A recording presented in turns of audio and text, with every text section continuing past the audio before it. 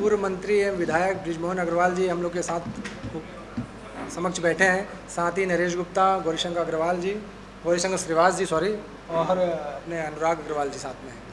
आज का विषय आनंद फानन में इसलिए तय किया गया कि कल राहुल गांधी ने लंदन में एक वक्तव्य दिया कि भारतीय जनता पार्टी ने पूरे देश में केरोसिन छिड़क दिया है। ये मतलब एक उनका वक्तव्य जो था वो एक अलग दिशा की तरफ इंडिकेट कर रहा था। और उसके बाद जो छत्तीसगढ़ प्रदेश कांग्रेस के जो अध्यक्ष हैं मोहन मरकाम जी, उन्होंने कहा कि भारतीय जनता पार्टी को राहुल गांधी के प्रश्नों का जवाब देना चाहिए। उसी सिलसिले में आज माननीय बृजमोहन अग्रवाल जी आप लोग के समक्ष उपलब्ध हैं इस पे वार्ता करने के लिए। मैं आग्रह करता हूँ बृजमोहन जी प्रेस वार्ता से।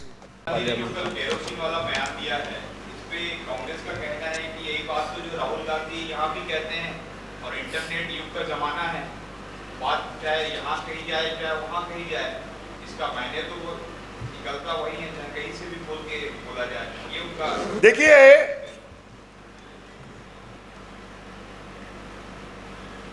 बदबू फैलाने का काम तो कांग्रेस पार्टी और उनके तथाकथित नेता कर रहे हैं। आज मोदी जी की सुगंध के कारण ही 4 राज्यों में चुनाव जीते हैं।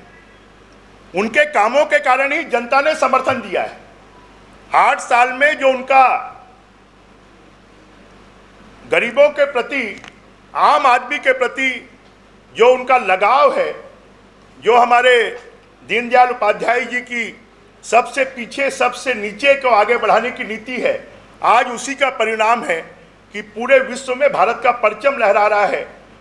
और अब तो लोग उनके तथाकथित नेता की बातों को मजाक में लेने लगे हैं और यहाँ चाहे यहाँ कहें चाहे वहाँ कहें, परंतु यहाँ कहना अलग बात है, परंतु किसी दूसरे देश में जाकर कहना, बहुमत मिली हुई सरकार जिसको अभी अभी 4 राज्यों में जनता ने जिताया है, जिसको अभी अभी स्थानीय चुनाव में जनता ने जिताया है, ये तो लोकतंत्र का अपमान है, ये जनता का अपमान है।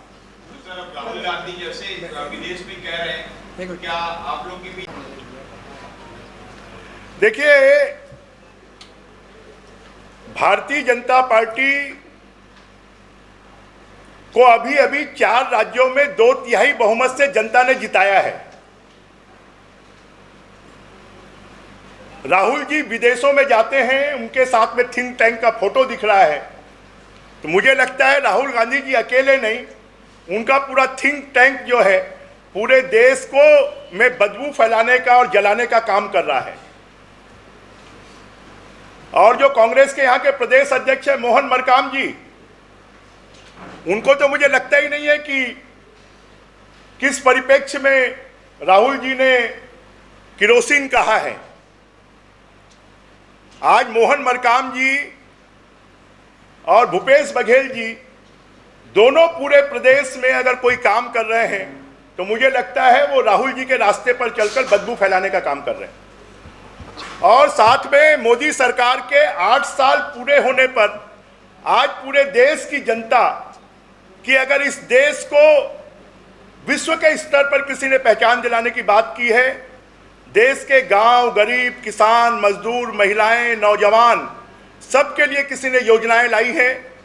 चाहे फिर वो हर घर में शौचालय बनाने की बात हो, चाहे फिर वो महिलाओं के नाम पर सिलेंडर देने की बात हो, चाहे फिर वो गरीबों को प्रधानमंत्री आवास देने की बात हो, चाहे इस देश के हर घर में नल लगाने की बात हो, चाहे कोरोना काल में सबको 2-2 वैक्सीन लगाने की बात हो, चाहे फिर कोरोना के समय पर लोगों को 5 किलो चावल प्रति माह मुफ्त में देने की बात हो, ऐसी सैकड़ों योजनाएं हैं जो इस देश के लोगों के जीवन स्तर को ऊंचा उठाने की काम कर रही हैं।